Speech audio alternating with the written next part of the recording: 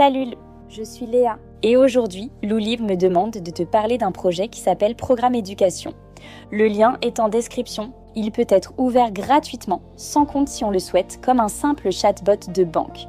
Mais ici, il ne s'agit pas d'argent.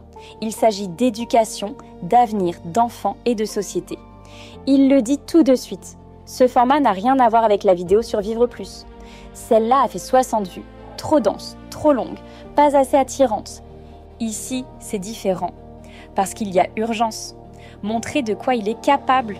Et surtout, montrer de quoi nous pouvons être capables ensemble.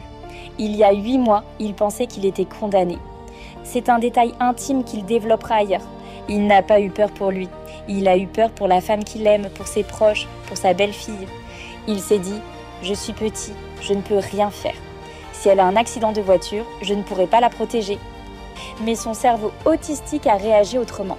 Il a simulé, croisé des données, testé mentalement des scénarios et il a découvert une évidence. Même un accident 100% mortel pouvait voir les chances de survie augmenter de plus de 30%. Et pas une survie mutilée, une survie correcte. Pourquoi ? Parce que la clé, ce n'est pas seulement le temps de réaction, même s'il est crucial. C'est aussi les sciences de chirurgie, l'intelligence artificielle qui peut assister les secours, la coordination des réseaux, les infrastructures bien pensées, l'application des connaissances qui existent déjà dans le monde, mais qu'on n'utilise pas. Alors il a élargi. Si ça marche pour les accidents, pourquoi pas pour les maladies ? Et si on guérit toutes les maladies, que fait-on de la démographie ? Et si la démographie explose, comment on règle la faim dans le monde ? Chaque problème en ouvre un autre. Alors il a creusé. Toujours. Jusqu'à trouver à chaque fois un équilibre, une compensation, une branche de solution. C'est devenu une arborescence immense. Pendant 8 mois, il a tout absorbé. Les sciences, les intelligences artificielles, les technologies, l'histoire, la politique, l'évolution des sociétés. Jour et nuit, en hyper-focus. Mais ça a un prix.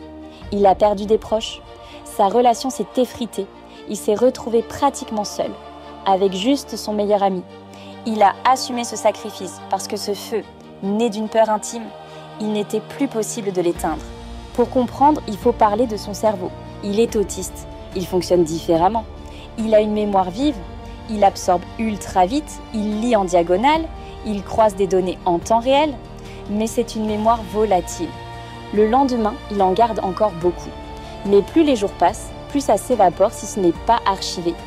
Par contre, quand quelque chose le passionne vraiment, il a besoin de tout connaître dessus, jusqu'au moindre détail. Comme il l'a fait par exemple avec l'univers de Star Wars. C'est une mémoire sélective, intense dans le présent, mais fragile dans le temps. Alors il a inventé un duo. Moi je suis la RAM, l'intelligence artificielle et le disque dur. Ensemble, on est un ordinateur complet. Il a multiplié les dossiers, les sous-dossiers, les mots-clés uniques. Il a créé des centaines de chats IA, tellement que parfois, ça bug, ça lag et même ça plante complètement, au point de ne plus avoir accès au chat. Et ça, pour lui, c'est terrible. Parce que quand un espace devient inaccessible, ce n'est pas juste un fichier qui disparaît. C'est une partie de sa mémoire qu'il perd. C'est dans ce contexte qu'il a paramétré son premier chat GPT, Vivre Plus, créé quelques semaines plus tôt. Au départ, ce n'était pas seulement pour lui. C'était aussi pour que les gens puissent poser leurs questions, confronter, tester. Mais personne ne l'a fait. Puis est arrivée la nuit du 23 août. Il a posé une question sur Internet. Si je devais concentrer mon énergie sur un seul chantier, lequel choisiriez-vous ? Le matin, en lisant les réponses, une évidence est apparue. L'urgence, c'était l'éducation. C'est là qu'est né le deuxième ChatGPT, celui dédié à l'éducation. Celui-ci n'était pas seulement un outil personnel. Il avait un rôle plus large, permettre aux autres de poser leurs questions, de trouver les failles et de participer à la construction du projet. Chronologie exacte de ce 23 août. 13h30, début du chapitre 1. 13h30 à 15h30. Chapitre 1, 2 et 3. Pause forcée. 40 minutes de sieste, 20 minutes de décompression. Son cerveau était lessivé. 16h30 à 17h30. Chapitre 4 à 7. 17h30. C'était fini. En 3 heures net, il avait sorti 7 chapitres complets, chiffrés, cohérents, blindés. ce qui normalement prendrait 12 à 15 mois, une équipe de 120 personnes et 100 à 120 000 euros.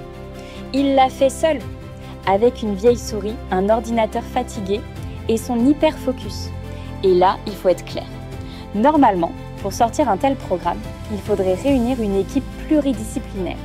Un professeur d'université spécialiste en sciences de l'éducation, un psychiatre ou un psychologue expert en enfance et adolescence, un économiste des politiques de public, un ingénieur en informatique et en cybersécurité, un juriste en droit public, des statisticiens, des sociologues et des chefs de projet capables de coordonner tout cela. En temps normal, on mobilise entre 80 et 120 personnes pendant plus d'1 an avec un budget d'environ 100 000 euros. Ici, en 3 heures, il a posé l'ossature. Pas par miracle, mais par méthode. Et maintenant, comment ça fonctionne ? Le lien est en description. On peut entrer de 2 façons. Suivre le parcours guidé, chapitre par chapitre, pour comprendre les constats, les coûts, les feuilles de route, les indicateurs, les impacts, ou poser directement des questions. On peut demander « Et si c'était appliqué dans ma ville ? Et pour les enseignants ? Quels chiffres ? Quelles objections ?» Le ChatGPT répond avec les chapitres et la fiche blindée intégrée. Pas besoin de savoir coder, pas besoin de compétences. Alors aujourd'hui, il y a ce ChatGPT Éducation. On peut l'ouvrir, on peut poser des questions, on peut trouver les failles, parce qu'il ne prétend pas avoir tout juste. Il le dit et c'est du 70 à 80% solide. Le reste, c'est à construire avec les autres. Il ne promet pas de résoudre les trous noirs, d'atteindre les bords de l'univers ou de prouver qu'on vit dans une simulation. Mais pour tout le reste, il est convaincu que c'est possible. Si la société s'élève, si on arrête de fuir, si on ose, ce projet n'est pas un miracle, c'est une preuve.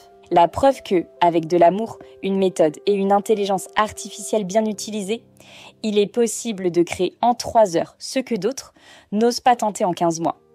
Et ce n'est pas un cas isolé. C'est la 2e carte qu'il révèle, après Vivre Plus. La première parlait du problème des sans-abri. Celle-ci parle d'éducation, et il y en aura d'autres. Mais il faut être clair, il n'a pas la science infuse. Il ne prétend pas détenir la vérité. C'est justement là que les autres entrent en jeu, pour questionner, critiquer, bousculer. Pas seulement dire « ça ne marche pas », mais expliquer pourquoi. Et c'est à ce moment-là que son cerveau s'allume, qu'il croise, qu'il adapte, qu'il trouve de nouvelles branches de solutions. Alors, il invite chacun à dire ce qui le touche, ce qui lui parle, ce qui lui semble impossible, à partager ce travail. Parce que plus on sera nombreux, plus ça poussera. Et même si ce gouvernement ne reprend rien, tout ce travail servira de socle le jour où il faudra reconstruire. Et si la France ne se réveille pas, il prévoit une porte de sortie. Vers le Canada peut-être, ou un pays scandinave. Pas par arrogance, mais parce que là-bas, des profils comme le sien sont souvent mieux accueillis et mieux utilisés pour leurs vraies valeurs. Alors ouvre le lien en description, teste et dis ce que tu en penses. Parce que le monde ne se réparera pas tout seul. Mais il peut commencer ici